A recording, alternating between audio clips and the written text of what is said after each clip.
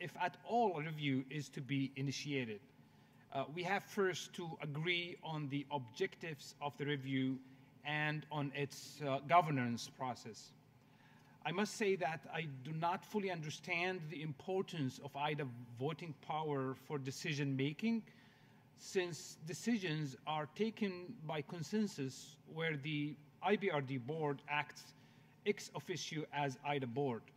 So I would appreciate if management can shed some more light on this. I have two specific questions. First, are there any feasible options to incentivize contributions by Part 1 countries while maintaining their total potential voting power at substantially the existing level?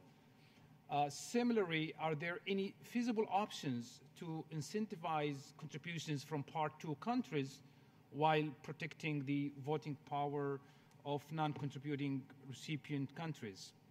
My second question, in para 18, it is said that, and I'm quoting, the drivers of the change in Part 2 voting power as a group are Part 2 donor contributions, new Part 1 members, and conversion of Part 2 members to Part 1 status, unquote. Could you please clarify if there are cases of new Part 1 membership that is not coming from conversion of Part 2 to Part 1 status? Thank you, Chair. Thank you very much. May I now invite South Africa, followed by Singapore and Switzerland. Thank you, Chair. South Africa appreciates the detailed report provided by management on IDA's voting rights system. Having reviewed the report, we believe that this voting framework has served the association, that is IDA, very well over many decades. This framework has been successful because the two principles that guide the allocation of voting rights among member countries embody the value of fairness amongst members that have different abilities to contribute to the fund. We find it disappointing, though, to see that the region of sub-Saharan Africa has the lowest voting power compared to almost all the regions. Most of current IDA funding is targeted at countries in the African continent. By IDA's own projections, the share of its funding to the continent will be higher in the future. On the one hand, this low level of voting power could be expected given the limited economic power of most countries in the continent and the fact that almost all the countries are Part 2 countries. However, we would like to find out from management the extent to which the low level of voting power can be credited to a lack of awareness of African countries about the shares available in each replenishment of the IDA. So ignorance of the value of IDA voting rights could be a contributing factor in this. We understand that one of the motivations behind this discussion is the potential that IDA's voting rights can act as an incentive to attract new funding, particularly from developing countries. We are, however, skeptical of this, as we believe that new developing countries, that is emerging countries, donors to IDA are driven by their own experience of poverty and their recognition of development finance as an important tool for poverty reduction. We would not be opposed to possible efforts that management can come up with in using the voting rights to attract more donors to IDA. We do appreciate, though, that the courtesy that larger donors have given to IDA by not allowing voting power to be used in IDA's decision-making. The consensus nature of decision-making at deputies level and at executive board level is a great asset for the association. Our view is that this has allowed IDA's decisions to be accepted by all parties. I thank you, Chair. Thank you very much. I have now Singapore as next speaker, followed by Switzerland, Finland, and Belgium. Thank you, Chair. First of all, we want to sincerely thank our host and fellow constituency member Indonesia for their generous hospitality and for showing such strength and resilience in the midst of uncontrollable challenges. We appreciate the IDA team's efforts in putting together the compendium that provides the history and functionality of IDA's voting rights system. We would like to highlight 2 points from this compendium today. 1, IDA's Articles of Agreement do not prescribe the membership status of a new member. The decision to join IDA as a Part 1 or Part 2 member rests solely with a country's government. The same autonomy and discretion are extended to the member country should the member country wish to make a change to its membership status from Part 2 to Part 1. We should ensure that this voluntary nature of membership, which we view as an important feature of IDA, is upheld. 2, based on what is recorded in Section 4 of the compendium, past reviews did not result in any major changes, not only because of insufficient will and momentum to amend the Articles of Agreement, but also because the deputies had concluded that while change might encourage contributions by some donors, it could discourage others, and that the net additional contributions, if any, would be small. We have heard extensively about global growth challenges, tighter financial conditions, and the need to act decisively during these annual meetings. Time saved from streamlining the IDA 19 replenishment process should be better used to operationalize the commitments made to help member countries address fiscal risk, maintain stability, and create opportunities for growth. Thank you. Thank you very much. I have now Switzerland, and then followed by Finland, Belgium, and Italy. Thank you very much, Axel. Let me start off by thanking the staff for the compendium that you have. Can you talk a little bit closer to the mic? That would help everybody. And I don't Thank look at you. I look here. It's okay. First, let me thank the staff for the compendium that you have produced. I think that's a very important piece. That's the result of your work. I think in our view, this is a very good basis for further engaging in a discussion. I think that some of the tables that Stefan was showing, walking us through, I mean, it showed the dynamics also of the different numbers, and it has evolved over time in partnership also among all the IDA member countries, and I think that's a good basis to build upon, and in this spirit to carry it forward. To respond to the colleague from Saudi Arabia regarding the complexity that came across as well, I think we should not get scared by that. I think once we want to carry it forward, one of the tricks will be to try to simplify on some doable and desirable changes, and we believe that this is feasible, and that's why this should not be something that scares us off. To the contrary, it should invite us to continue working on that topic. Why is that, actually? I think, and it came across in the course of the whole day, we have done collectively a tremendous job with IDA 18 on the financing part. I think this is a huge successful achievement. What's missing now is to have a look also at the institutional, at the governance side of IDA as well. I see it, and this came also across in the slides. Reviews have taken place over the course of the last 6 years. This is normal to look at that, and we would like to see the process going on as a normal responsibility of the IDA shareholders and the donors to look also at the institutional questions.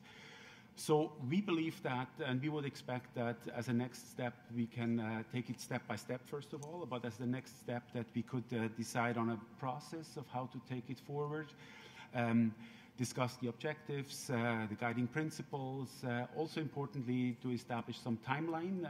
As always, we should be ambitious, but realistic at the same time. And henceforth, I would like to suggest or request that for Livingston, when this topic should be tabled, and you have to find space, that we have another opportunity to talk about that topic as well. Lastly, That's your third point, as a matter of fact, the delinking. I'm not so sure if if you chose the right word, because I think there should be a link between the IDA negotiations and the replenishment process and also what's happening in the IDA board in Washington. And at the same time, I understand what you wanted to say. I think we don't want to have this governance discussion, which is basically more than voting rights. It has to do with voice as well. We should not try to fold it or push it ultimately into this very, very narrow space of the negotiations. We do recognize it should not come at the detriment of other important topics, but it should not be neglected as a simple appendix pushed aside on a sidetrack and then get forgotten in the bureaucracy. We would not be happy for that. That's why linking would be important. But all in all, we believe we can set it up in a smart way. We can have relations between different tracks. We are open for suggestions, also options, whether we establish a working group or you name it. I think this could be fleshed out. And I would like to invite fellow deputies and also your side, Axel and management, to come up with good ideas that we can also, in terms of results management, I would hope that we are able to achieve a result, and I don't want to prejudge that at this point in time, but we should reach to something that we can proudly say we took it up, we looked at it, and we came to that conclusion, and then let's see how that's going to look like and how it's going to impact on the rest of IDA. Thank you. Thank you very much. I have now Finland as next speaker, followed by Belgium and Italy. Good afternoon, everyone, and thanks also from our part for the hosts of this meeting among their troubled times. The deputies had requested for the review of the voting rights system, and we thank the for management for presenting the compendium. It's a very useful document that outlines where we are, and a useful document in that it shines light on the rather complex multiple equation which the system is built on. We understand also the complexities in reforming the system, but I think it is worth looking at the different sets of incentives and disincentives and scenarios which can be provided when we look at a review of the system, which is rules-based, fair, and transparent. As such, we also welcome a process that goes forward to address this, which is based on joint principles and agreement of the objectives. With regards to the delink, I think a delink from the current timeline of the IDA 19 replenishment it is in order, but I think what is also required is a clear process and a clear timeline for undertaking this review and for looking at the different options which are on the table. Thank you. Thank you very much. Belgium is next. Thank you, Axel. I just want to add to what Switzerland and Finland said. Belgium actually fully supports the Swiss position and the Finnish position. To be clear, our main objective is to bring IDA's voting system within the 21st century in order for all donors and all new donors to generously and equitably contribute to IDA to have more means available for the low-income countries. Thank you. Thank you very much. May I now ask Italy to take the floor, followed by Germany and Sweden. Axel, can you hear me? Yeah. Thanks, Axel. And I would like, first of all, to thank the management and the staff of the bank for the compendium, which was very comprehensive and factual. I pretty much would like to echo what Switzerland has stated in terms of the fact that we cannot prevent to embark ourselves in conversation just because they are complex. Of course, if we have used this approach for the BRD shareholding review or for other many things we have had in the recent years on the table, we would have had any changes in the medium long term. So I also think that we know which are the objectives, and so fairness is the first objective we want to have, all of us, And also, I think all of us want to have the lowest income countries and the lowest income recipient countries being preserved in their voting rights. So let me be very outspoken and frank. I think that the main problem we have is a categorization between part 1 and part 2 on the table, which is completely anachronistic. Probably the best way to go forward would be to have a distinction among just donors and recipient countries. Probably it's too much, but we think that there is value and scope for discussing. So we also would like to echo the proposal to have a clear process involving both the board members and the IDA deputies. Probably we don't want as well to divert the attention from the main topics we will have to discuss in the IDA replenishment, but we need to find a way for having the IDA deputies as well involved. So probably the spring meetings could be an option for having a discussion on the topic, and also in October at the annual meetings, again, we will meet and we can have an hour of discussion on this item.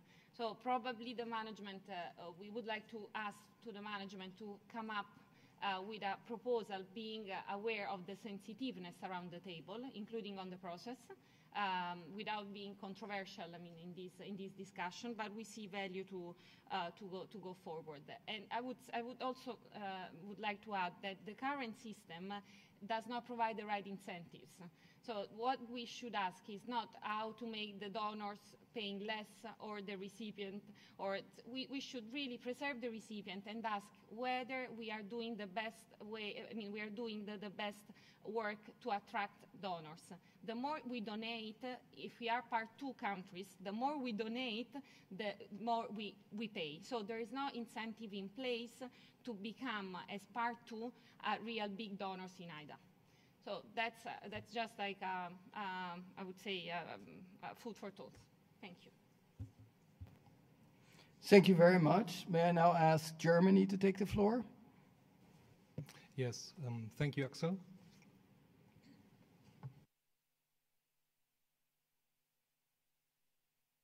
Oh, yeah, okay. Thank you, Axel.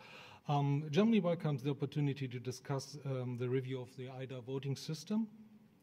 We believe that the current system is today somewhat outdated, and now after the financial innovation that we have seen in IDA 18, we believe it's time, or the appropriate time, to review the mechanism that has governed IDA for the past decades. While we think this is a good time to start the discussions, we would also caution against a strict timeline that would firmly fix the reform of the IDA voting rights to the completion of our review next year. We consider this a long-distance run rather than a sprint. On the process, I would like to align myself with Italy. I think we should have a clear view of how the process should look like, and we should involve the board as well as the IDA deputies. Our main interest in the process is, as Italy's, to have a fair system of voting rights, and our main interest is to further strengthen the position as from IDA as an institution. Thank you. Thank you very much. May I now invite Sweden to take the floor, followed by France and Austria. Thank you very much, Axel. And as others, thanks to management for this very comprehensive material. It is an important issue, and I think it's evident by several of the interventions here earlier today. Just to take a step back, and I think the point brought out by South Africa is very important to recognize that I think what is really a key strength of IDA is the very constructive culture that we have in this. I think you called it family, Axel, and the cooperative nature here. And I think whatever we do, we need to ensure that we try to maintain that, because that is really something quite unique and a true strength of this, the fact that we're able to come to joint agreements through consensus-based decision-making. So whatever we do to the voting rights system, we need to do our utmost to maintain that culture. So that's an important starting point. Having said that, I do agree, and we agree with what has been said by many, by Italy, Germany, Finland, Belgium, etc., that it seems like the current system is somewhat out of date, and we should see if we can find workable solutions to adapt the current system. I think in terms of the objectives, I align myself with what has been said earlier on the need for it to be fair and to ensure representation of all different parties. I think Marco from Finland pointed out the need to look at disincentives and incentives, both in terms of if we do nothing and if we do change the system, because I think there are risks and incentives and possible also disincentives down the line of a do-nothing approach as well. So we need to take that into account and look at, so recognizing that it'll be a little bit difficult probably. So that of course brings us to the question of what is a suitable process. I, again, think I can align myself quite very well with what Germany at least suggested, that we should try to not have this become, or diverting too much attention from other issues in the replenishment process, but we also need something that's not open-ended, linking it to the board, but also ensuring that there are milestones where IDA deputies do get involved. And I don't have the answer to how to do that process. My assumption when you had that presentation of the different IDA replenishment rounds where it has been addressed, I assume that that's been purely IDA deputies. So that perhaps gives us an indication that it mightn't, since we haven't really been able to progress in the IDA deputies circle alone, maybe it's a good strategy to actually do involve the board in order to make progress on this. But yeah, looking forward to other ideas on how we can do this in a good and constructive manner going forward. Thank you. Thank you very much. France is next, followed by Austria and India. Thank you. Thank you for this very comprehensive presentation. I mean, after listening to it, I mean, for me, it appears that part of the voting system that we have right now is just a joke. When you look at the fact that you have high-income countries that can actually buy votes for 5 times, 10 times, maybe 100 times less than upper middle-income countries, due to the fact that some are part 1 and the other are part 2, this is not sustainable, and this creates none of the incentives that we want.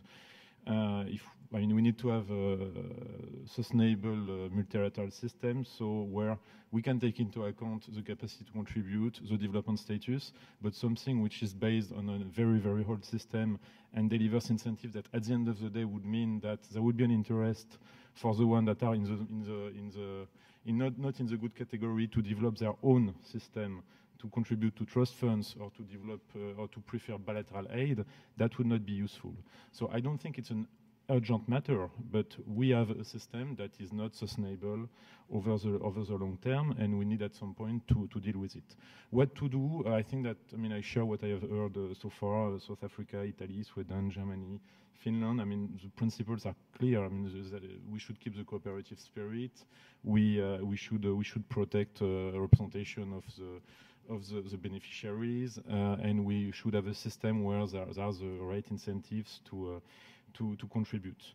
Now, in terms of when to do it, I'm quite open. I think that we need to start this process. I concur with my neighbor here that we should not make it an issue for the IDA 19, make it a constraint for the success of the IDA 19 replenishment.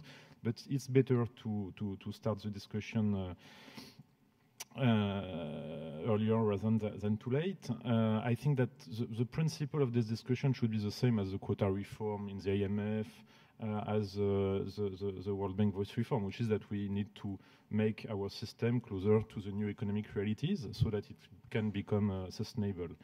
My last point, however, would be to say that we should not forget that the voting system is fine, but what we want to do with a multilateral institution like the World Bank is to try as much as possible not to have to use the voting system. And to be frank, it's more important to have a voting system rather than to have the best voting system possible. And for that reason, I think that it's an important matter, but at this stage, it's not a crucial one. But in the meantime, there are other institutions where the absence of a voting mechanism is a crucial one.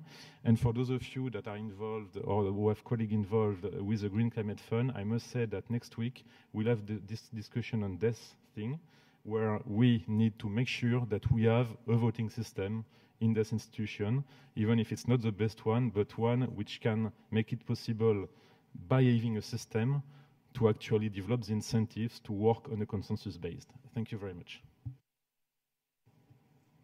Thank you very much. India is next.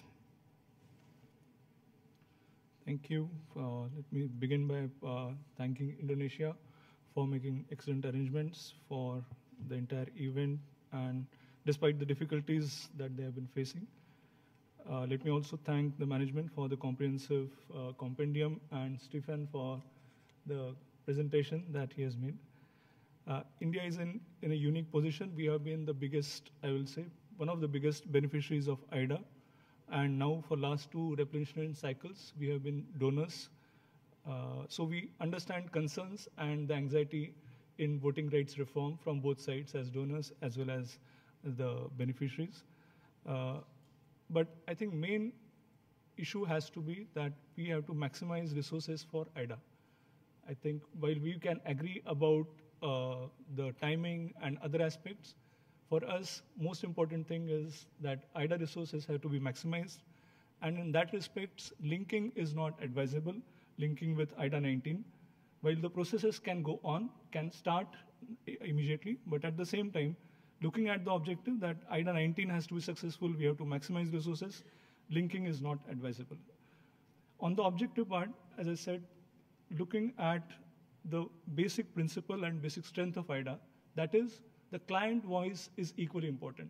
On this forum, clients as well as donors are equals. And that is the strength of this cooperative that has to be preserved. And in that respect, I will request everyone's attention to slide 11 of Stephen's presentation. While client countries could have got much higher percentage of shares, their voting right is still lower, because many of the client countries are not in position even to buy at $25. That is the reality of situation.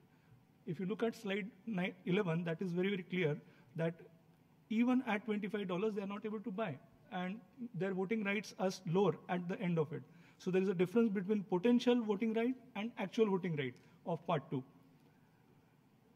Coming to the next point, we need to ensure that there is the balance which is there, which is in the articles of association between the clients and the donors. There's a delicate balance, and that if you want client voice to be strong, if you want this institution's basic strength to be conserved, then that voice has to be preserved, and those articles of association, that balance has to be maintained. I think main issue is not that maybe because of IDA 18, everyone is looking at the equity of 160 billion. Everyone is thinking that this is a very big financial institution, and this issue of voting rights has become very, very critical. But I will request everyone to take a step back. It is not a financial institution. It is not a bank. It is a cooperative. And in that perspective, it is not that question that someone has to get higher share. The issue is both in part 1 and in part 2, all countries need to donate as per their potential. There are some countries in part 1, there are some countries in part 2 who are not contributing as per their potential. To me, that is the main question. How do we incentivize those donors, those entities, to contribute as per their potential? And in that respect, I will suggest we have to look at this basic question. How do we incentivize all those nations to contribute? It is not, if we try to reform the present system in such a way that it creates disincentive for several nations, then we will not maximize the IDA resources. So, as I said, while we are open which forum we discuss at, we are open on timing, linking is not advisable, and basic objective is to maximize resources by incentivizing the donors to contribute as per their potential. Thank you. Thank you very much. May I now invite Tanzania, followed by the UK and Portugal. Thank you, Chair. Just to echo what has been put on the table already, I think India has spelled it out very well. We agree with the need to have objectives clearly defined and the principles laid out. Really, from our perspective, we have to say that we have to be guided by the huge financing needs that are on the ground. Either countries need a lot of resources. in that respect, we do think that the issue of maximizing, optimizing mobilization of the IDA framework has to be built into the process. That means that we think that the incentives must be right to optimize IDA contributions, but we also think that it's important that we protect the voting rights of IDA clients. I think the issue of voice has been raised by India very well. We need to have voice for the poorest and protect the voting rights for the poorest. We do concur with your proposal to really protect the discussion, to preserve the discussion around the mobilization from the IDA voting discussion. That's a very strong appeal from the borrowers. Thank you. Thank you very much. May I now ask UK? Thank you. I'm almost reminded of my history at school. Some of you may know the Schleswig-Holstein question, which was an issue so complicated between Denmark and Germany in the 19th century that one British politician said only 3 people ever understood it. One's died, one's gone mad, and the other one is me, and I've forgotten. I will hasten to add that clearly a lot of people around here understand it better than I do. So I really appreciate that fact. I also want to reassure Raymond that just because it's complicated doesn't mean it shouldn't be pursued. It is an issue that matters. So 2 points. I agree very much with our Indian colleague that incentives is the key issue. We need to incentivize both non-traditional donors whilst also not disincentivizing traditional donors. And I'm sympathetic to the view that at the moment that balance is not right. We also need to take account of the fact, as Axel pointed out to me, that now we are in a fund that has become dependent on borrowing from the markets. We also need to take into account how the credit rating agencies might view this system in the future. And I also agree with those who said that the categorization of Part 1 and Part 2 is anachronistic. So my second point is that whilst it's right that we should not hold IDA 19 hostage to a solution on this, and that we should therefore delink, that doesn't mean we should kick the issue into the long grass. And therefore we should identify a process that the bulk of the work is done in the board at COGAM, but there is a link to IDA. And whilst, and I must admit, I tend to agree with those who say that the spring meetings is probably the best time for the first discussion. It might be unrealistic to expect time in the IDA midterm review. So I look forward to the proponents of this work working together with the bank to identify exactly how the balance of effort and the links between COGAM and IDA deputies be determined. Thank you very much. May I now ask Portugal to take the floor, followed by Japan, Austria. Sure. Just to thank again for the document that was presented. And as other colleagues already said, we understand that the complexity of reviewing such a system.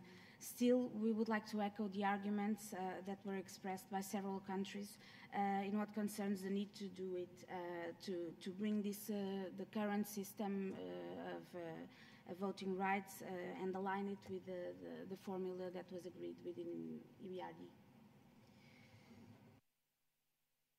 Thank you very much. Japan is next. Thank you, Axel. Very briefly, the Japan supports the management recommendations to the link discussion on voting rights from the replenishment process. Simply because they're now very streamlined and condensed process for the 19th replenishment is proposed.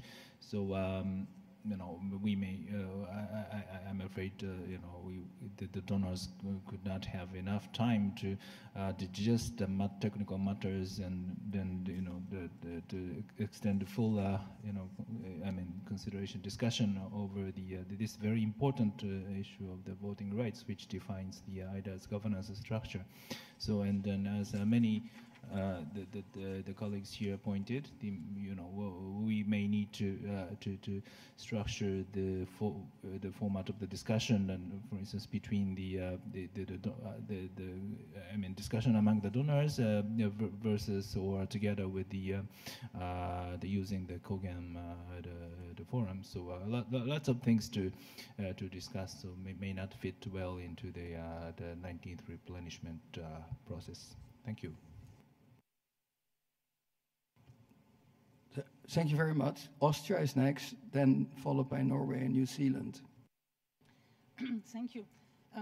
Thank you. Like others, I would like to start by thanking you, excellent and team, for the excellent compendium that actually brings light into a rather complex matter. And the response actually to a clear mandate and to a clear request of either deputies during the last replenishment process, which was actually to review the either voting rights arrangement by the midterm review and to take or to embark on a discussion on the next steps.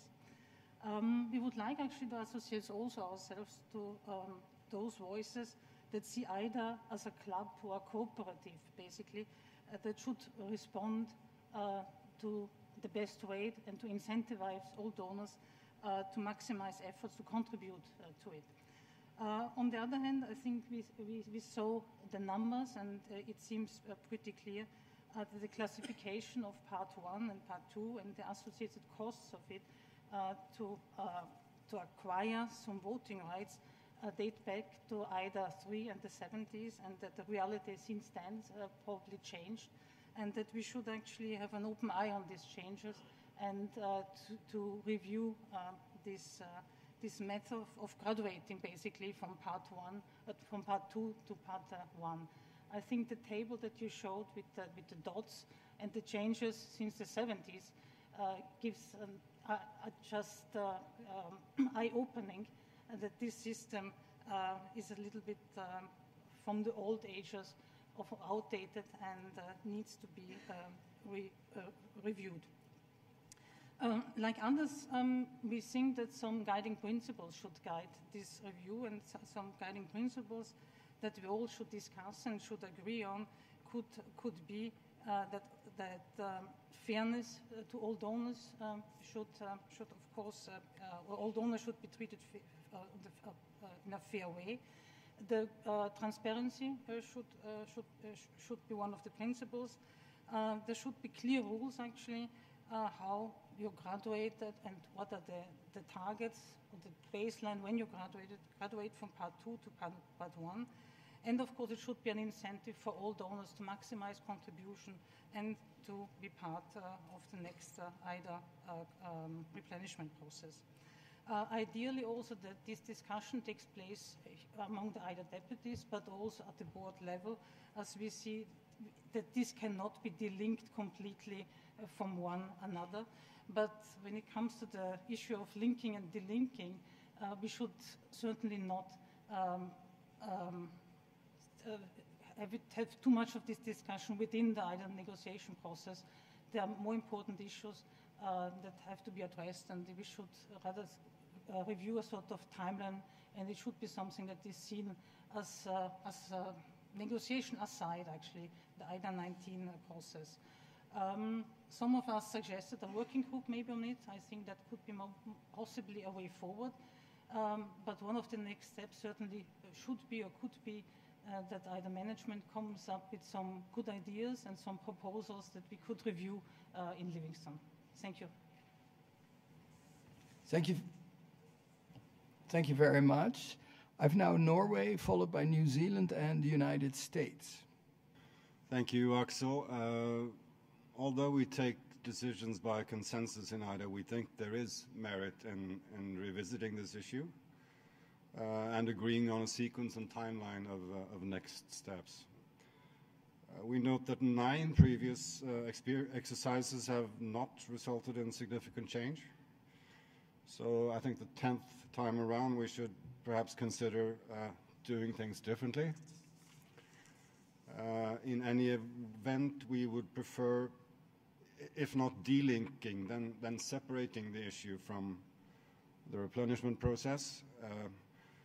because we risk, I think, spending a lot of time and perhaps too much energy on this issue at the expense of discussing an otherwise broad and very important agenda at a rather critical stage on the way to 2030. If this issue has previously mostly been a matter for either deputies, perhaps this time around we should lean more in the direction of tasking the board. We agree with those who have underlined that creating sound incentives is the key issue.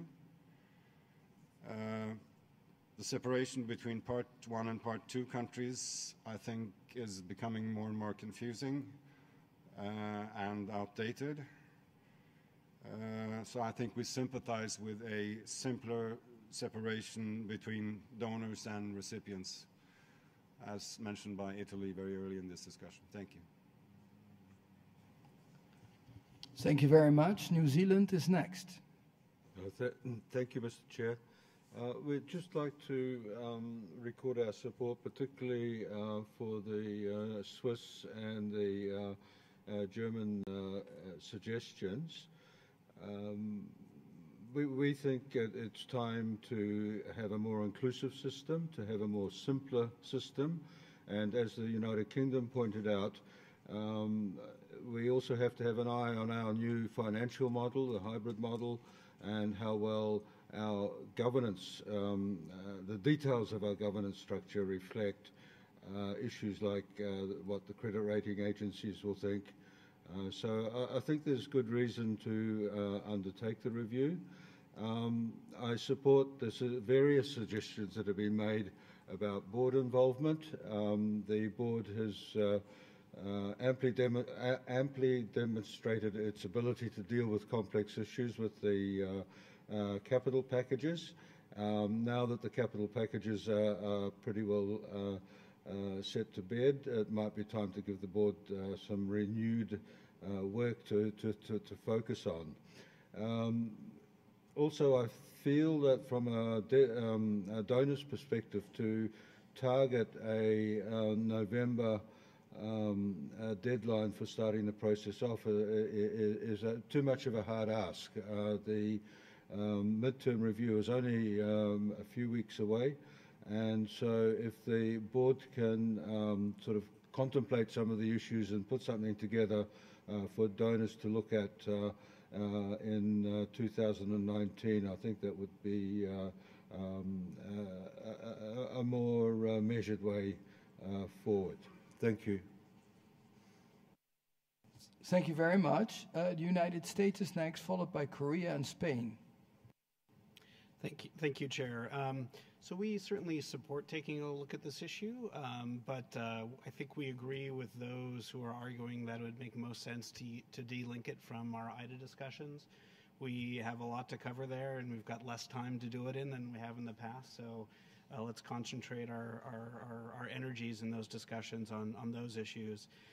Given that, we think it makes sense to start this discussion in the board, and so that would be our view. Thank you very much.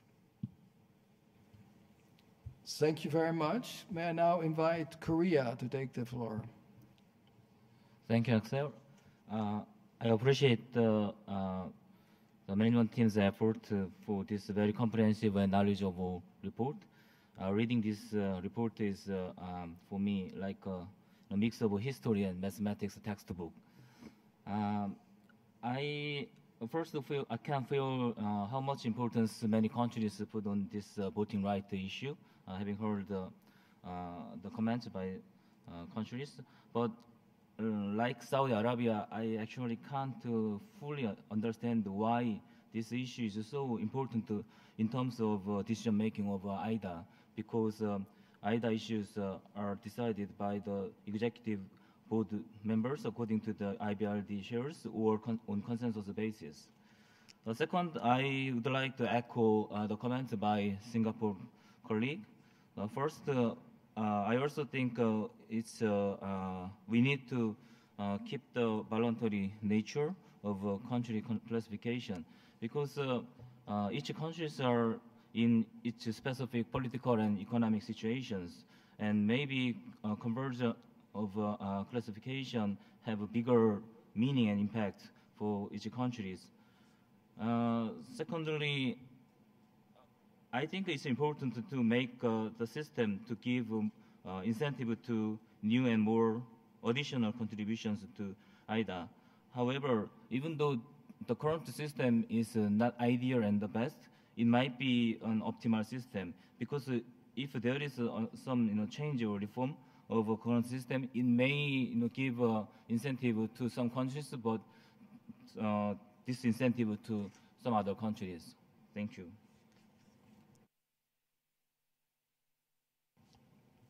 Thank you very much. May I now invite Spain, and then Canada, Denmark, and the Netherlands. Thank you. I agree with France that a voting system is needed, and one that is preferably up to the times and not anachronistic.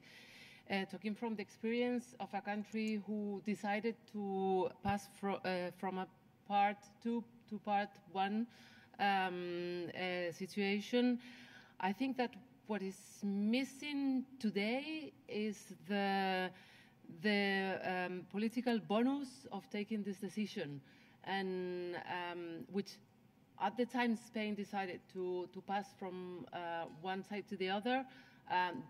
The political bonus was was very similar to the idea of announcing graduation. And now this does not exist. And so my feeling is that it is because if this incentive is not there anymore, it's because the system is anachronistic.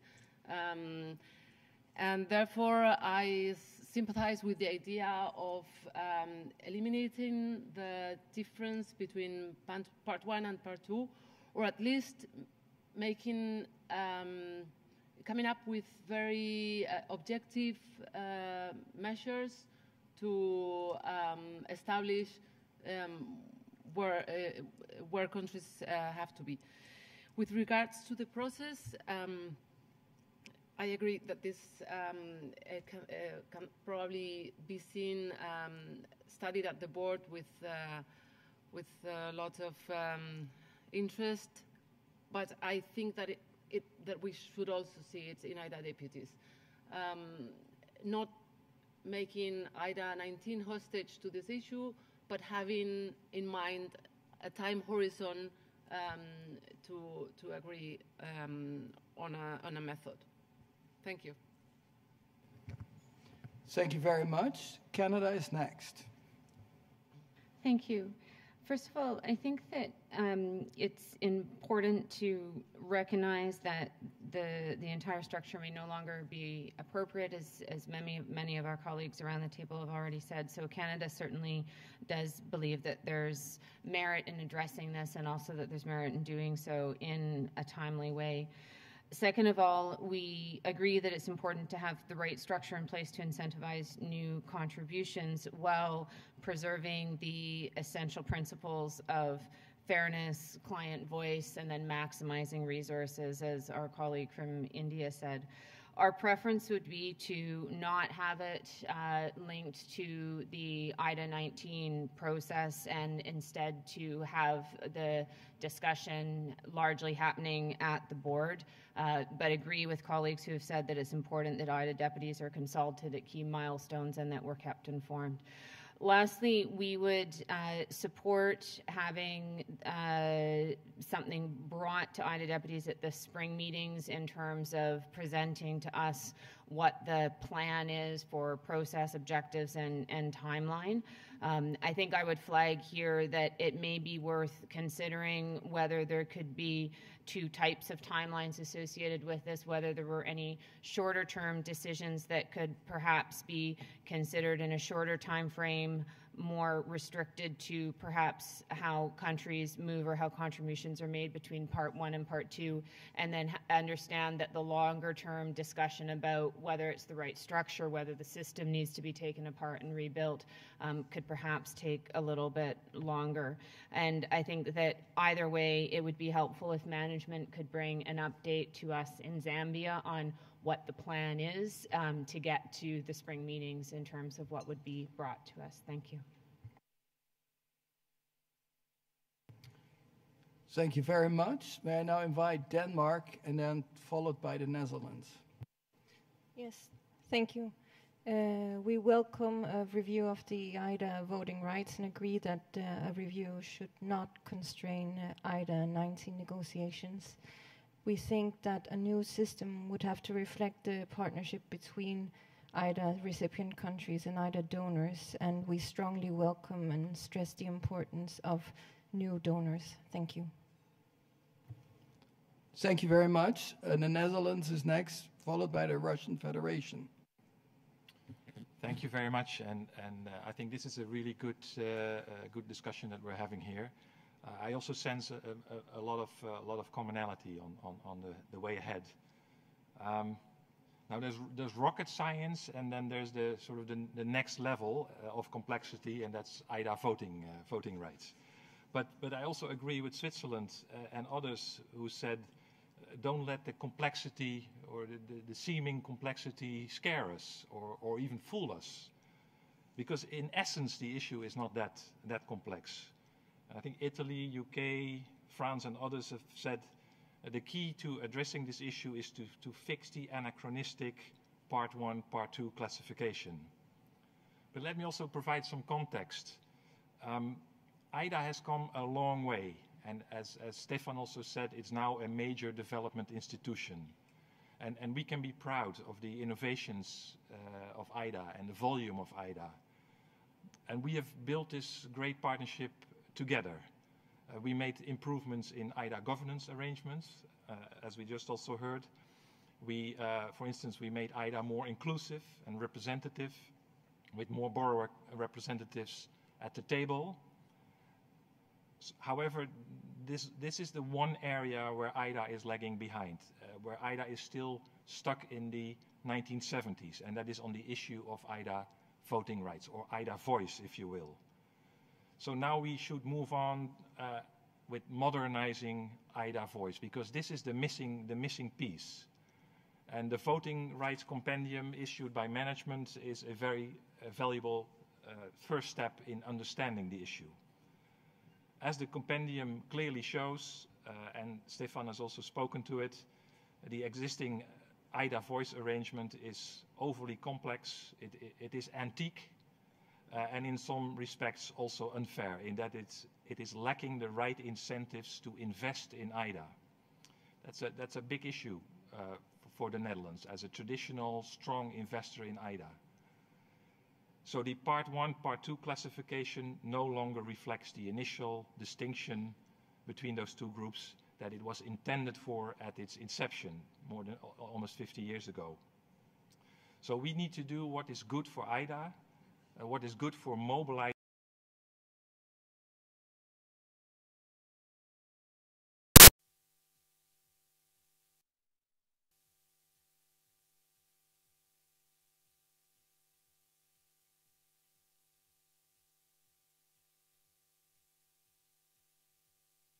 a Tesla on diesel.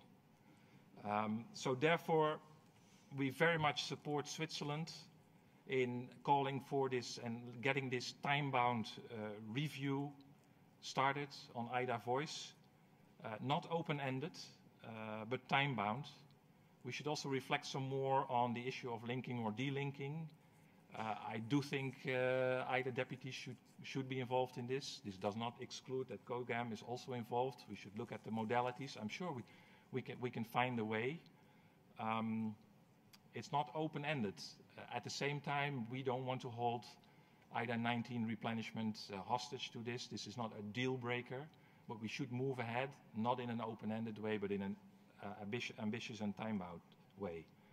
So this review, we should do it together, very much like we're having this discussion together.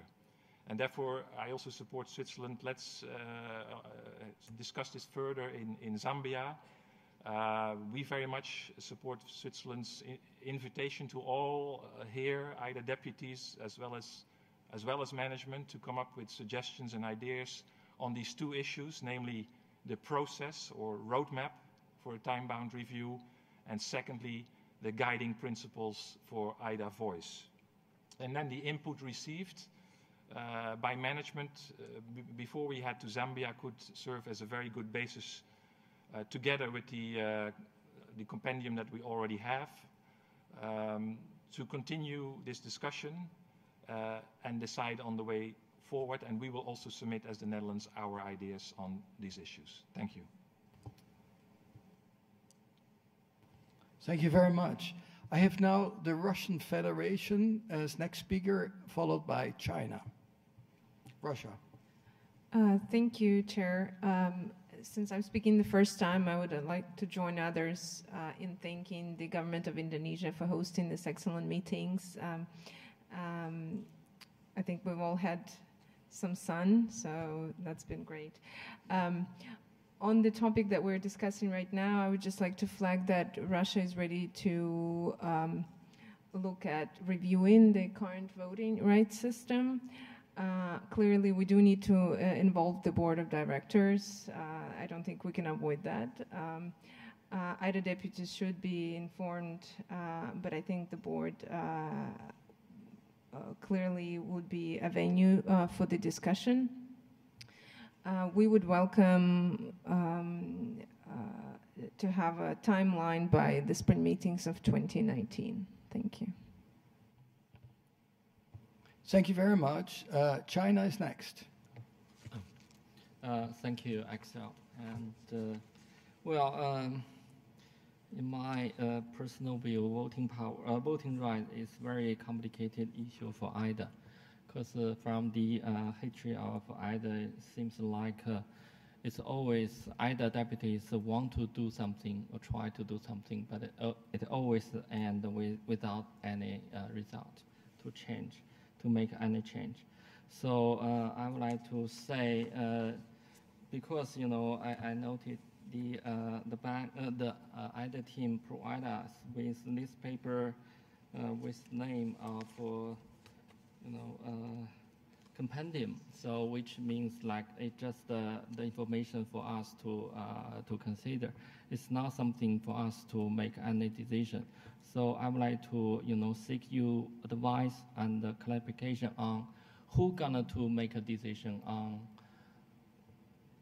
reforming the voting right for IDA. So it is, I think, maybe the board of IDA rather than the deputies. But deputies could make any comments and suggestions for the consideration of the the board of and the governors.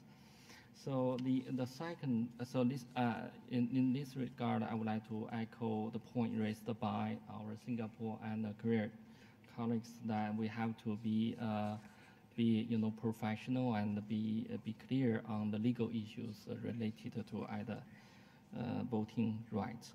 And the second, I also support the point raised by French colleague and others about this issue seems like not very urgent to us for consideration, given the fact that we're gonna to jump into the negotiations for IDA 19. So we fully support that we should delink the IDA 19 negotiation with the voting right thought. The third thing is I would like to underscore the importance to maintain the voice and the voice of the IDA recipient countries. I think it's very important to give them the sufficient incentives to attract the intention and the engagement of all stakeholders on the same platform. So although it is different from the IBRD voice reform, but I would like to say it is extremely important to engage everybody.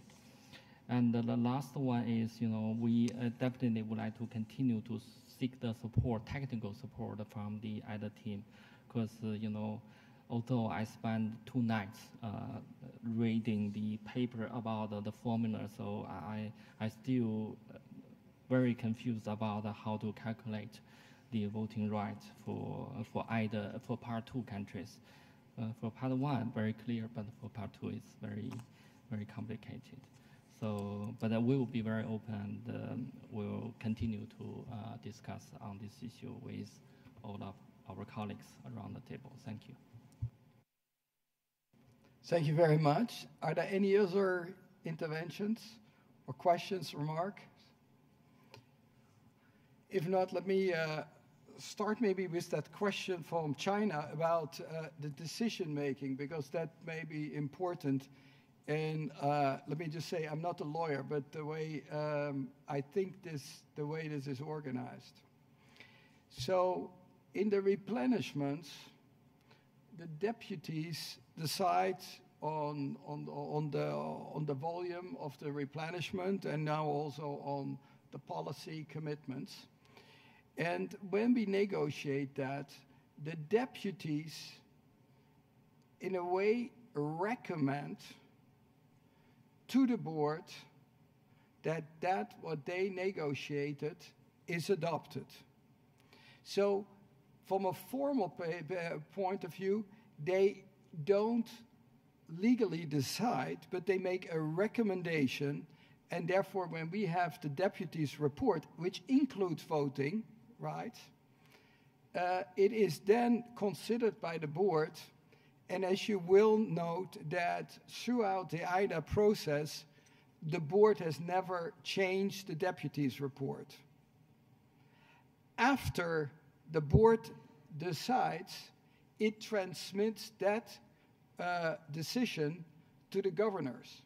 So usually when we finish a negotiation in December, we meet in January with the board decides on that document that was negotiated by the deputies, and then after the board vote, the resolution is submitted to the governors that then usually in April endorses that. So that form is it. So there is this linkage between the deputies and the board. And in a way, if you wish, the package that was negotiated in this group. But it is not negotiated in the board. That has been the practice. So I guess that this is one of the things that actually has been established. Now, let me try a little bit to summarize this, which is interesting, complex. But, you know, I learned with the capital increase and with two replenishments, one thing is the three elements for success in capital increases as well as the negotiations is political relevance of the package, innovation, and delivery capacity. And you have all three, you need all three elements. So you have here to see that when we are talking about the voice and the voting rights, and when I hear that, well, IDA is on consensus basis, well, that is the whole World Bank. The IBRD works also on consensus basis, essentially, but all of you are hugely interested what is happening to the voting rights from IBRD. So I haven't heard in the IBRD negotiations, well, the consensus doesn't matter. It matters. And it is political. So I think we should not, it's realistic that this is also a political process. But I think it is important to keep those elements in mind when we are talking about this. And indeed, it is a complex issue, but we have been able to solve complex issues. I think that, I don't know if it was Carl who mentioned this, that there is the absolute need to keep a constructive culture. And I think that is an unbelievable foundation of IDA.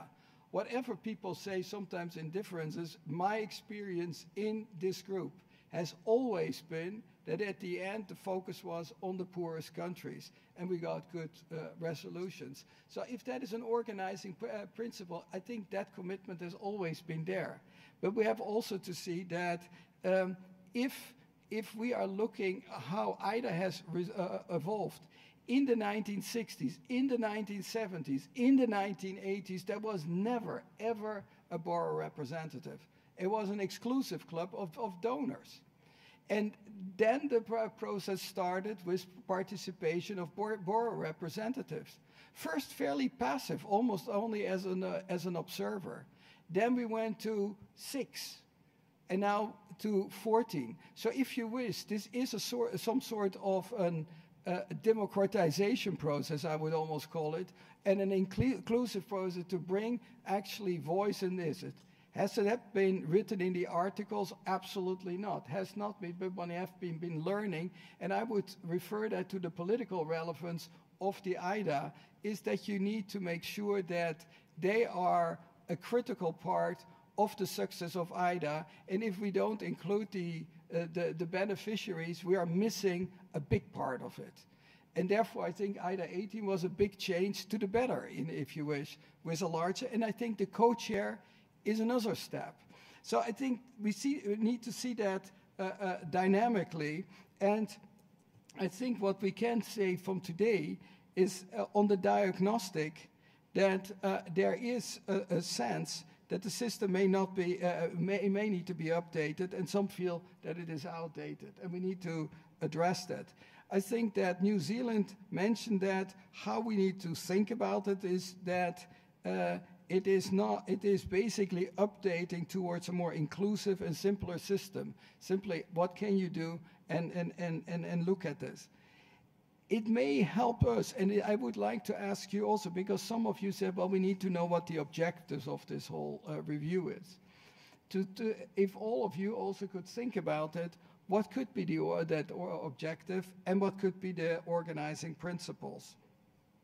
I think one thing, what I heard today, and I think it's worth repeating, that the number one concern by many of you and also demand is that any reform cannot ever go at the expense of beneficiary countries.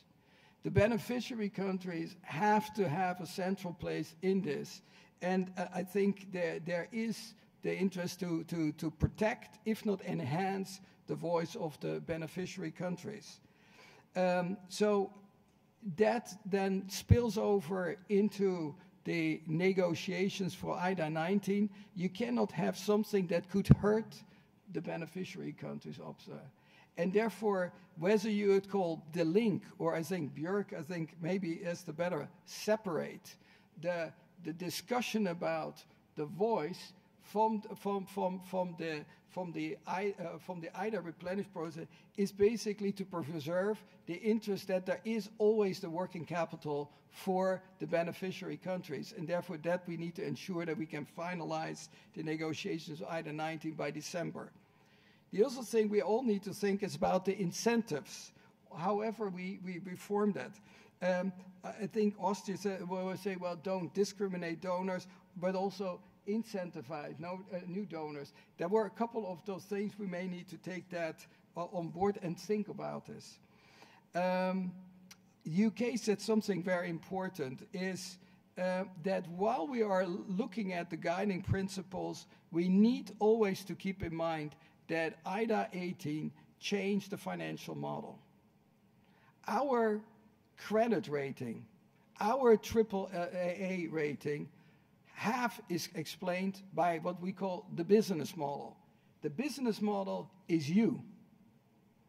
So I think it is absolutely critical, important that we cannot just say, oh, well, we are now in capital markets and we can play around on this. We have to know this is, this is serious, and therefore we need to keep that in mind. I think there are many ideas on process and roadmap. One is, of course, the balanced approach between the linking this from the replenishment, but certainly that this voting rights reform is not put on the back burner, but has a timetable that advances at a realistic pace. Now, what realistic, it depends on how you make progress, but it is certainly not that it is put in the freezer, that I got from you.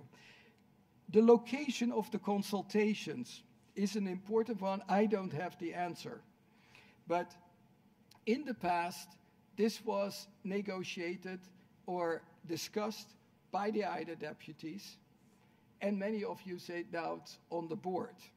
I think that the interesting thing, you are probably right. What I'm also seeing is that when we are now negotiating with you, we go also to the board, and we have had enormous input from them, and this interaction has served the organization IDA well. Now we need then to think how that can do. Can that be built on COGAM? We will need to consult with secretaries as well as with legal on this, and we'll do so, and we could report on that. But what you will see is there will be new territory on how you need to bring the board and maybe and the deputies together. I don't know what form that will take, but that is something that absolutely need to be clarified, because if you don't sign off with it and there is a working group go off, what is the legitimacy of that group? None, particularly when they come with recommendations. So I think we need to have a clear process about this, and I think we will need to come back on that. As a function of that, the work program will need to be defined.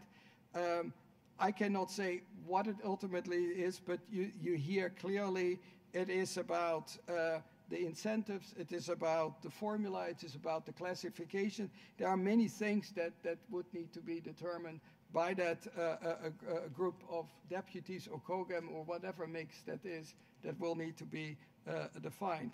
I think then this timetable, I think a clear message, it's not an open-ended process where we will do this, but it is something that we need to have a realistic timetable. I heard, I don't know if it was Canada, about some sort of an update. We can certainly consult internally with also our legal department, but also with board operations. What are their thinking? I don't think that anybody has the clear truth, if you was, because the issue is that it has never been defined in the article. So we need to see what will work with you. We can do that, and then see how one could look towards the spring meetings, what could be done. I think, I don't know if I capture all, but these are some of the ideas I got. We can write this up. This is clearly an important process. And I think what Carl said is the most important thing, is that throughout, this thing has to be defined through a constructive dialogue with the ultimate objective that we need to be hugely successful for our beneficiary countries. If we cannot assure this, then this is going to fail. So I think we need to work on that, build on that spirit that has defined us throughout the replenishments, and I hope that we will come to a good outcome. Let me thank you for this. I think this will be a longer-term process, but I think it may need to be undertaken. What I maybe should propose, we have two choices. We can break, because there was or if you want, we can continue, and then we finish earlier. That may be very tempting for many of you, and I'll gladly do so, but I also don't want people to deny it. One hybrid solution, we're talking so much about hybrids, is if we continue, and those who need absolutely a shot of coffee, just get up. I don't know if you're allowed to bring the coffee in, but then we can actually continue. If people would like to have the hybrid solution, we could continue, but just let me know if there are strong views. If there is no objective, we will just continue, and then you just take coffee as needed. With that, let me also welcome Joachim with it. He had already a chance to briefly almost introduce the topic at the meeting at the luncheon, but this is really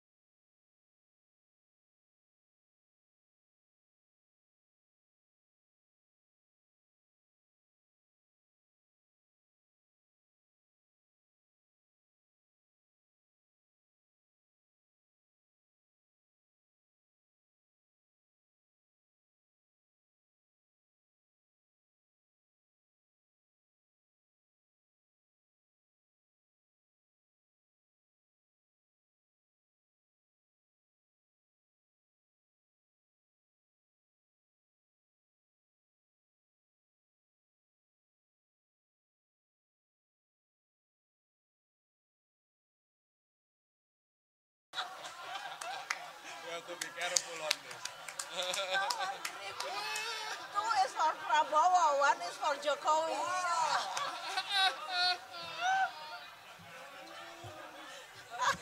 Oh, dear. No one brief you on that.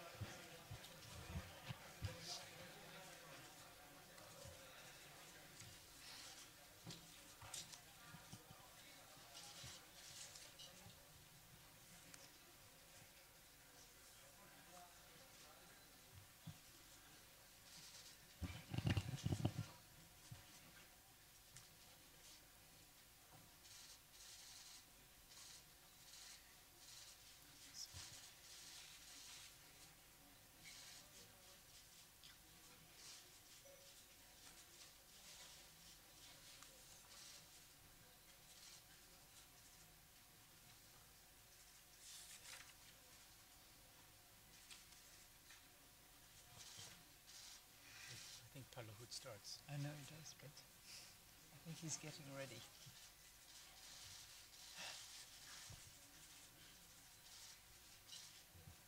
Should we start? Yes, please. Okay. We haven't discussed about how we are going to do the choreography for this afternoon, but maybe because the national, Pak Luhut, so Pak Luhut, please. Ya, Ibu Christine, Pak Jim, Bu Ani, and Pak Perry. Let me give you a short briefing about the result of this annual meeting IMF World Bank in Bali. In general, IMF World Bank Group, I think all event schedule was on time. So far, we have not found a certain constraint which might interfere the main events, side event, parallel events, or host country event. So far, we received so good comment and satisfaction from all the participants and also from any part who been here. The success of this event demonstrated the ability of Indonesian government to communicate and bring all Indonesia stakeholders in the international community under a strong leadership of President Joko Widodo. Indonesia has been able to hold various major events simultaneously in the minds of effort to deal with various disasters due to the national disaster in some location in Indonesia. Let me report to all of you the number of participants. MTS, IMF World Bank Group, is like 15,049 people. Indonesia planning team, 21,620 people. The total number of delegates and participants is 36,669 people. So this is, I think, is very good. We didn't expect going to be like this because our expectation was around 19,000.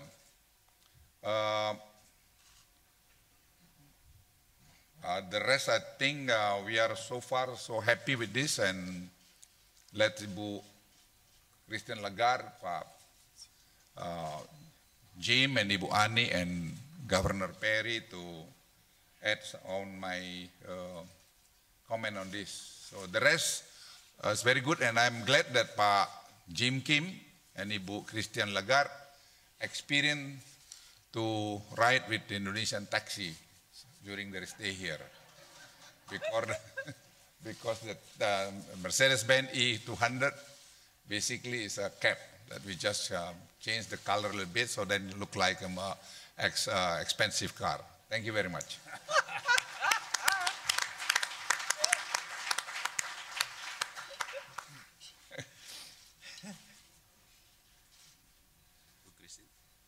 Maybe Ibu Christine and then Pak Jim.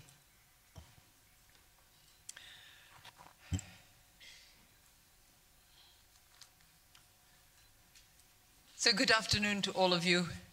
Bonjour à tous. Selamat sore. Terima kasih Indonesia. Atas semua.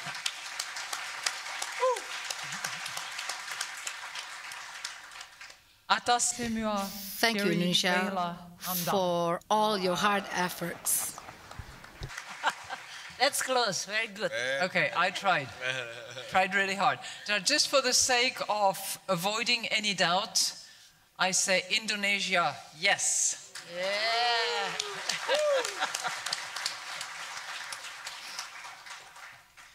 I don't want to give a big speech, but I just want all of you in the room to understand that this incredible achievement actually started 3 years ago. It's a long voyage to Indonesia that all of us have embarked upon when Indonesia was selected from a list of many candidates as the best possible location to have the meeting of the World Bank and the IMF. And some members here present in this room started working like crazy 3 years ago. So if you allow me, Pak Luhut, to ask the Indonesian planning team comprising the IMF, the World Bank, and the Indonesian team members to stand up and be recognized, I would like to do that. Please, up.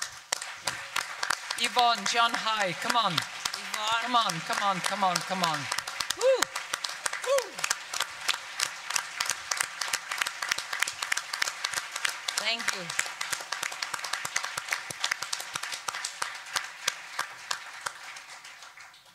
You have pulled it under the extraordinary leadership of Pak Luhut, Sri Mulyani, Pa Berry, and all of that with the blessing and the guidance of President Jokowi.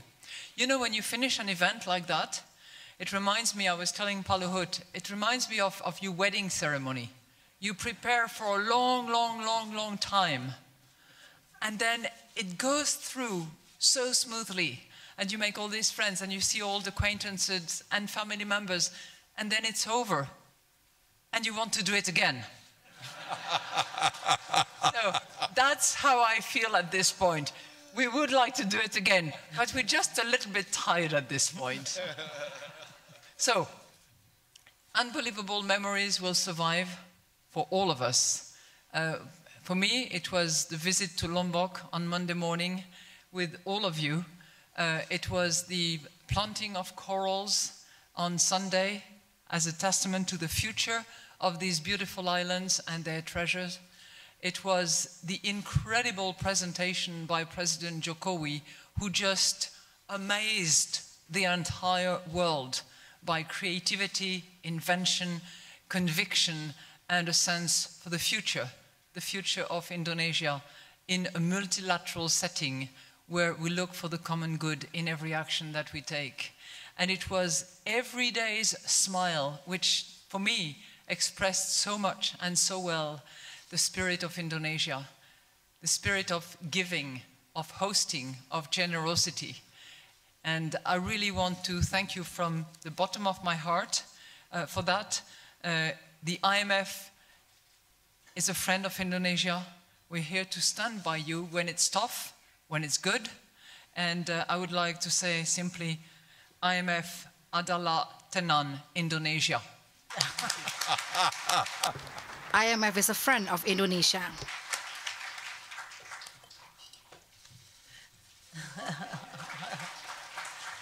Okay, Pak Zim Kim.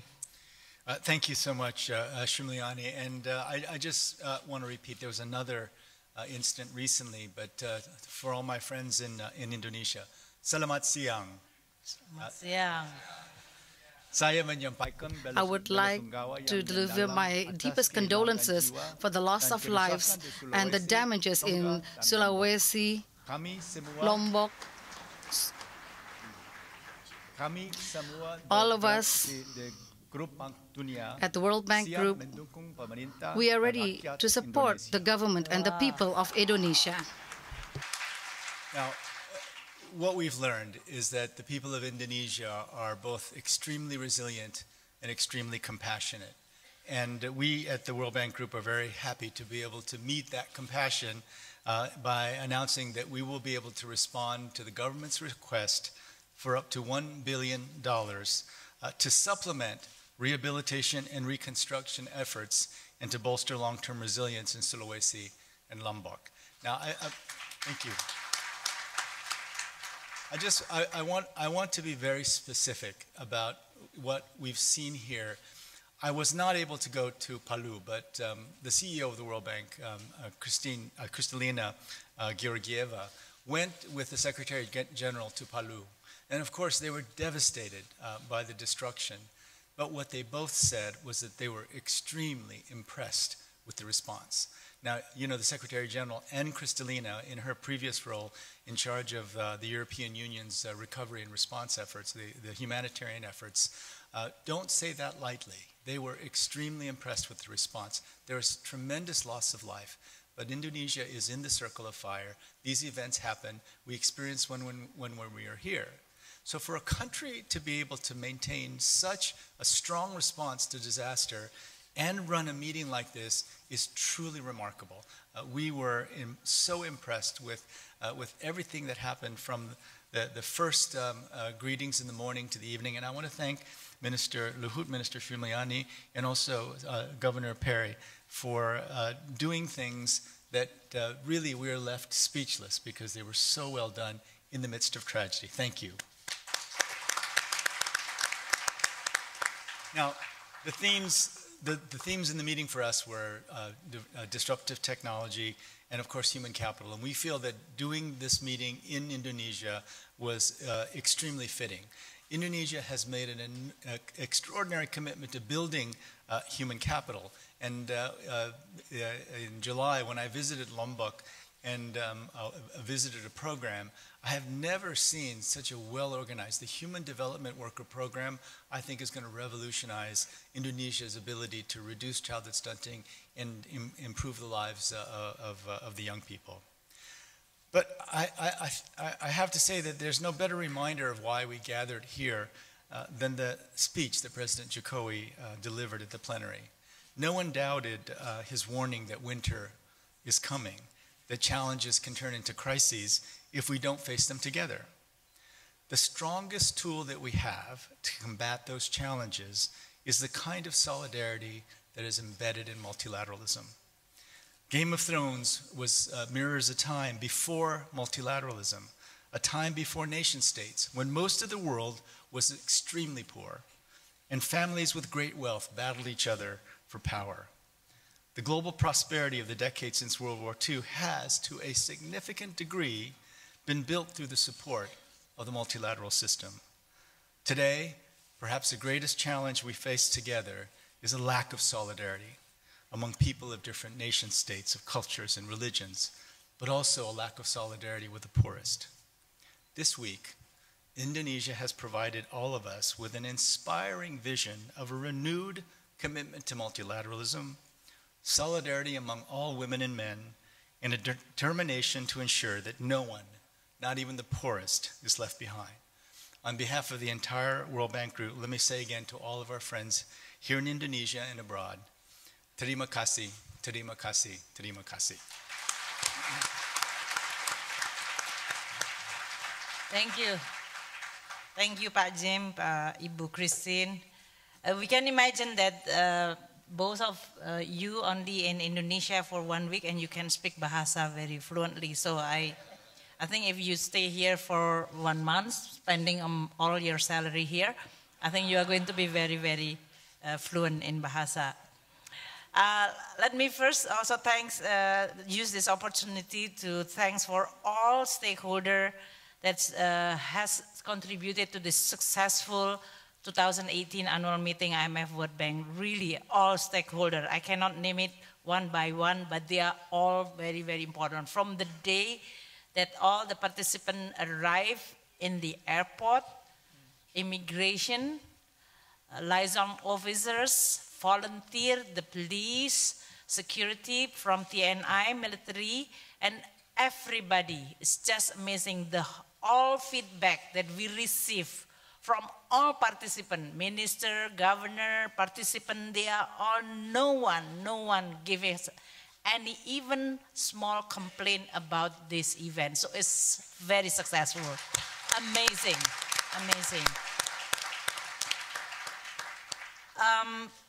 I would like to also thanks for all the participants of this IMF IMF World Bank annual meeting because all delegates, they always start by expressing condolences, sympathy, and support to the natural disaster affected area, Lombok, Palu, Donggala.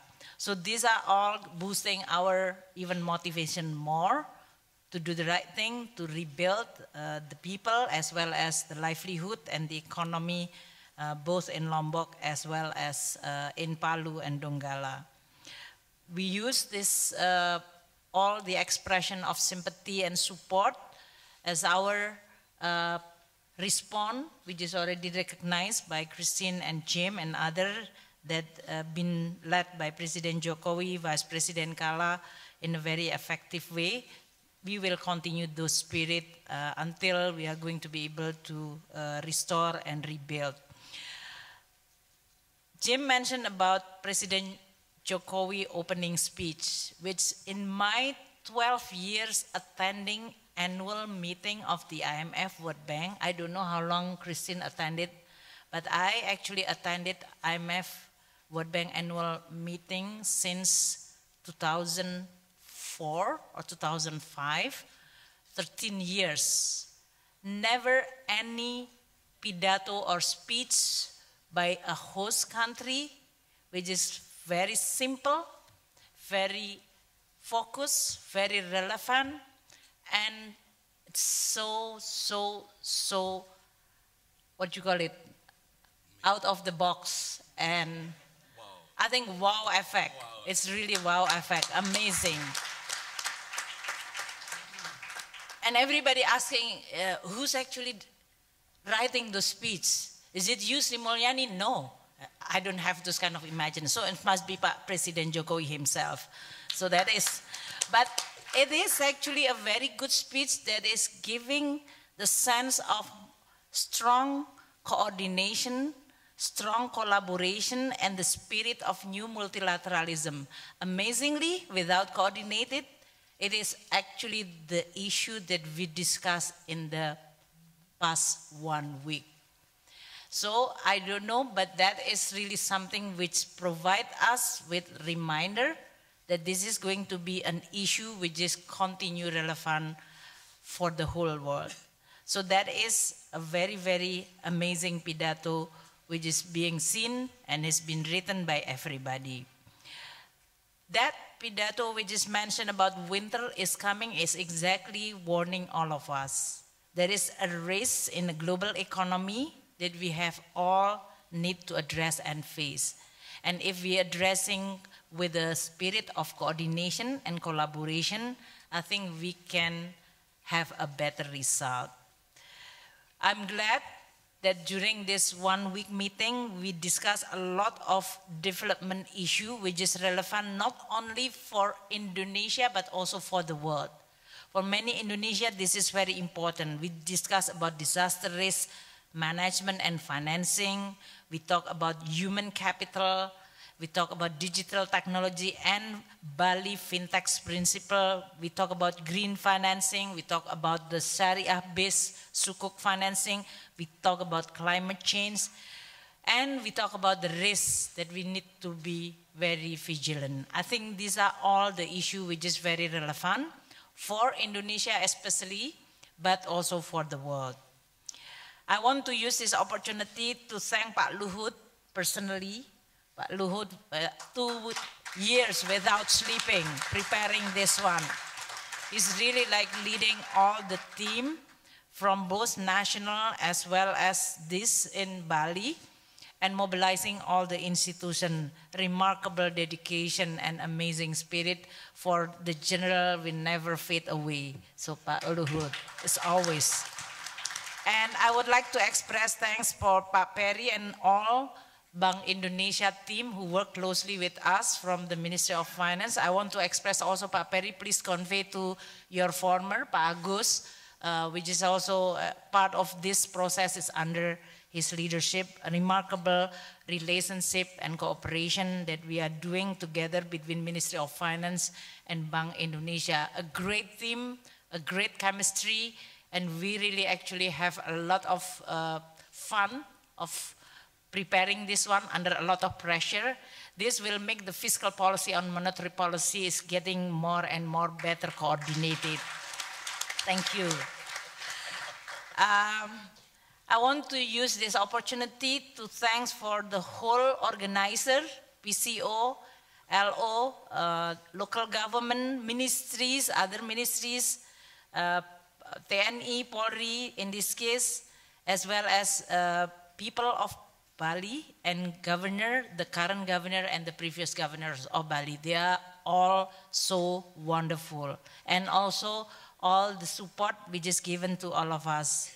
I think this event providing in Indonesia a platform, a landscape, a stage to present how beautiful, how rich, how diverse Indonesia, how gracious, how remarkable Indonesian people, from the artists, from the choir, from the dancer, for the small medium enterprises, state-owned enterprises, people, the hotel that we are using here. These are all a remarkable working together to become a host. Thank you so much for all your dedication. You really, truly represent Indonesia in the best possible way. I'm proud of all of you. And of course, lastly, I would like to give also my best wish of luck to Morocco to become the host of 2021. We just met with the Minister of Finance, Central Bank Governor, and I give them all the message from Bali. I want to close, but winter is coming in US and Europe and Japan and in China. Winter is coming there.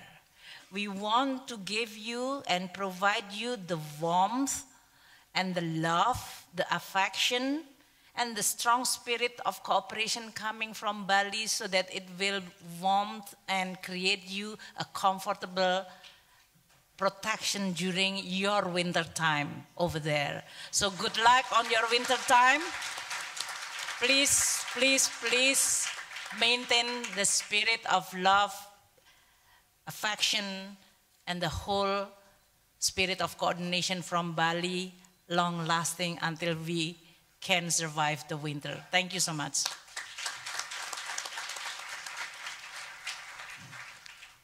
Pak Peri. Thank you. Two years ago when we selected as host of this year annual meeting of the IMF and the World Bank. And we formed a national team under strong leadership of Pak Luhut. And also very close cooperation on the Ibu Sri Mulyani, the Minister of Finance. And we also in the Bank Indonesia. The team, the spirit, the motivation that we have at that time, we not only want to make this event a great success, but also to ensure, to showcase that Indonesia and this region continue to be reform, resilient, and progressive countries. And beyond that, we want to contribute positively on how to make better living in the global through the international organization. Well, Alhamdulillah, we make it. We make it in those aspects. What are the keywords? Leadership and collaborative synergy. That's the 2 years of work hard and the strong leadership by Pak Luhut, collaborative effort between all of the line minister, Minister of Finance, Bank Indonesia, collaborative effort with our colleagues from the IMF and the World Bank, that make happen. But beyond that, collaborative effort with all stakeholders, being Indonesia, all of the line ministry, and the central and local government, support from the hotel, the venue, the tourists, support from the LO, and support for everybody. And last but not least, of course, the strong support from media. You make happen, we make happen. Thank you.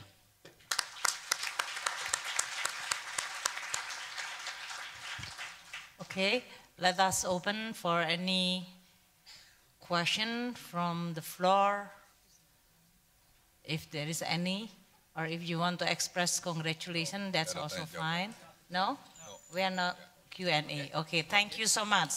So thank you and see you. Bapak. Jim, photo. Here. Here.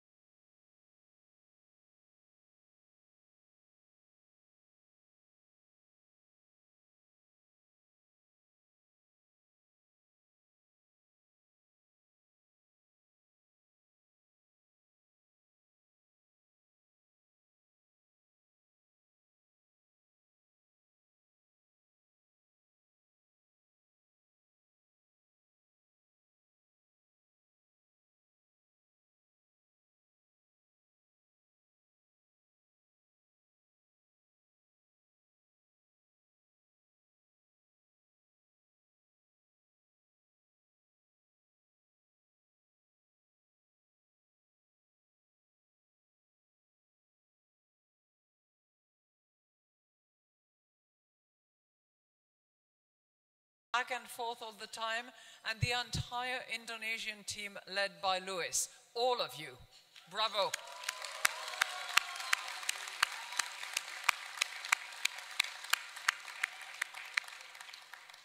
One more thing. I want to say thank you to all you spouses and companions, because I know that they have not seen much of you, and they probably are fed up with the annual meeting of the IMF and the World Bank. So thank you to them as well.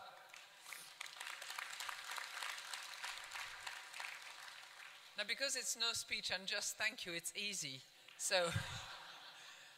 I want to really say thank you so, so very much from the bottom of my heart on behalf of the IMF to you, Pak Luhut, to you, Ibu Ani, and to you, Pak Berry. Thank you so, so much.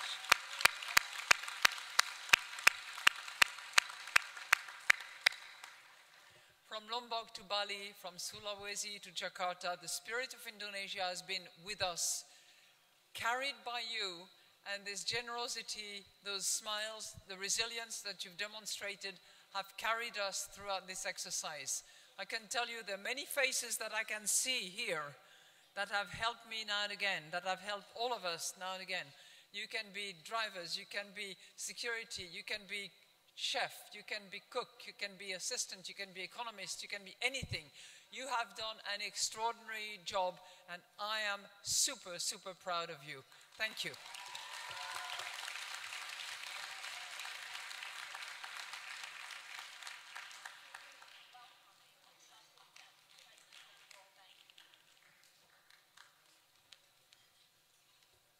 Thank you so much, everybody. Oh, you know, this was such a great week. I want to first of all start by thanking, in the same way, Pa Luhut, Ibu Ani, and Pa Perry. You know, we really have been working on this for 3 years, and there are so many things that come up that you just have to take care of. And to have these three making sure that it happened was just was really miraculous in how it all turned out so well. Thank you so much, Pa Luhut. Thank you. So I also want to just recognize a few people. Christine already mentioned Yvonne, but I want to say again, Yvonne Chikata and her team from the Pro-Corporate Secretariat. Her partner in crime, John Hai, who and his team, who did such great work. And where's Alice? Alice Yeo. Where's Alice? Alice Yeo. So Alice,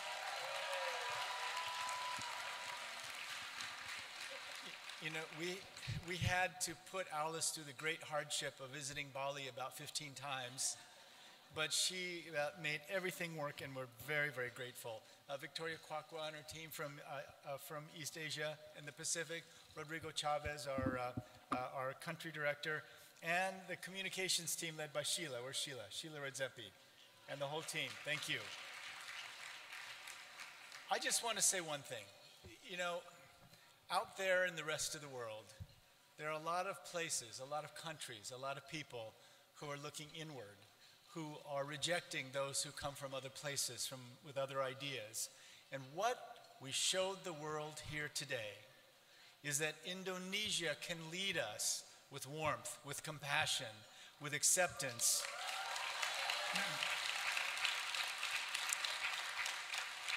And multilateralism, which is such a hard idea. It's hard to work in an institution with people from 189 countries. It's hard to work in an environment where people speak different languages, have different faiths. But what we showed them is that multilateralism is strong. And multilateralism will continue, and multilateralism will win the day for those whose inward-looking mean-spiritedness cannot survive for long in the face of what we saw here this week in Indonesia. Thank you. Thank you, Dr. Kim. Please welcome Pak Luhut, Chairman of the National Committee for the Annual Meetings. Salaman Datan, Pak Luhut. Good afternoon, Madam Christian Lagarde, Dr. Jim Yong Kim, Mr. Jian Han, Jian Hai, and Ms. Yvonne, which is I disturb you quite a lot, but I thank you. I would like to say thank you very much to all of you, our colleague minister, Ibu Ani and Pak Perry, and also the others, and member of IMF World Bank Meeting Team Secretariat and Indonesian Planning Team. We get together here to celebrate what we have achieved this week. Our hard work in the last 2 years has been paid off. When I was appointed by President Joko Widodo as the chair of the National Committee for preparing this event on the 18 April 2017, that means we had only less than 2 years for preparing these annual meetings. Although I understood that before I was appointed as the chairman, our team from Minister of Finance and Central Bank had been working closely with the team from IMF and World Bank. My initial impression with this appointment was that I hardly understood why President appointed a retired general. Yes, I cannot imagine. I've never been exposed to this kind of environment, but I understand the complexity of this event. It needs some strong coordination among the stakeholders. But then I realized that President Widodo wanted this event to be a great success. The successful implementation of this event not only raised the good name of the IMF and World Bank, but more importantly, it's about the trust that have been given to this nation by these two institutions and all of its member countries.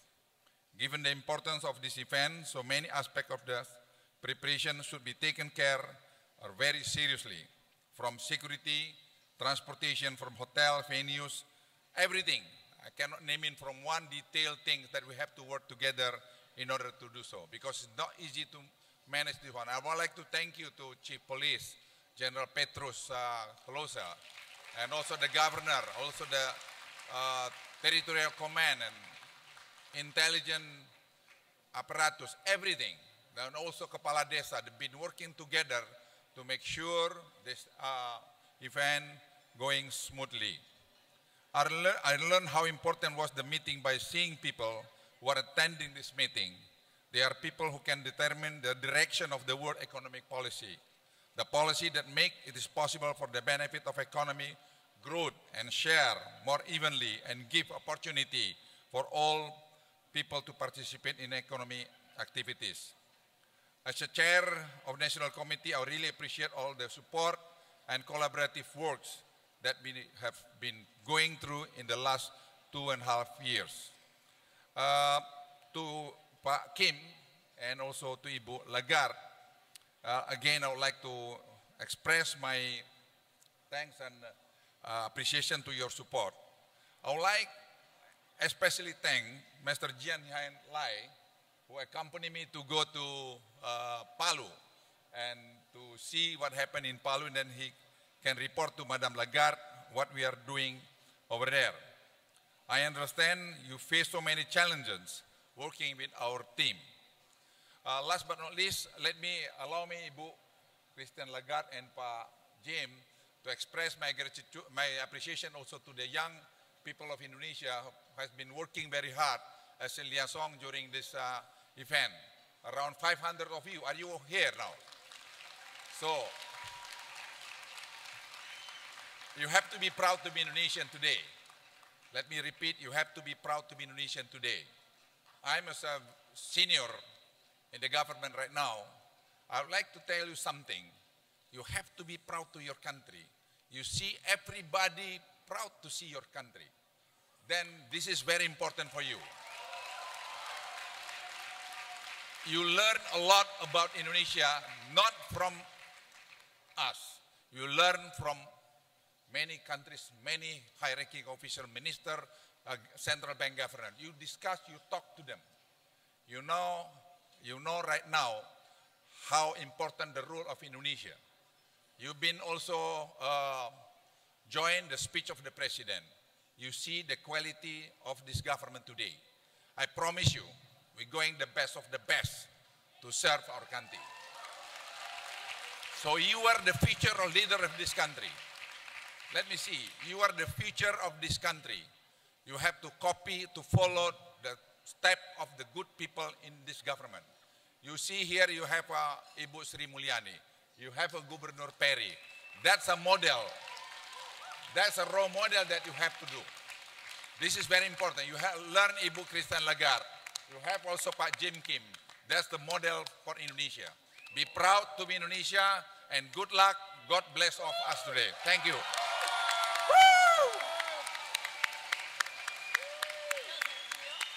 Selfie, selfie, come on, selfie, selfie.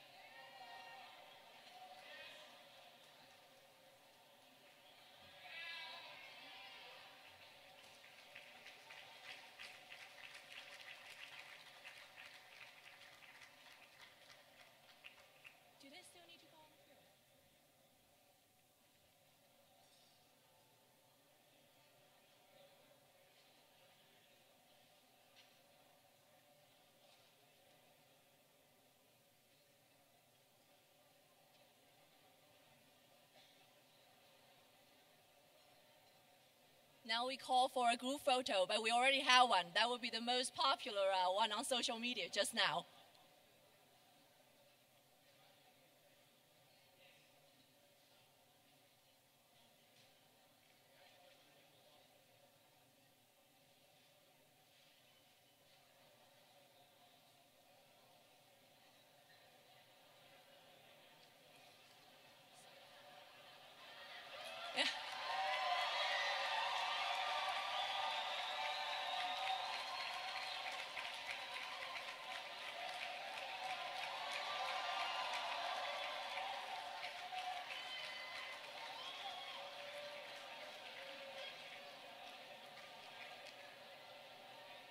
Can we please take a group photo with everyone else? Can everyone else please leave some space in the front of the stage so the principal's leadership can take a picture?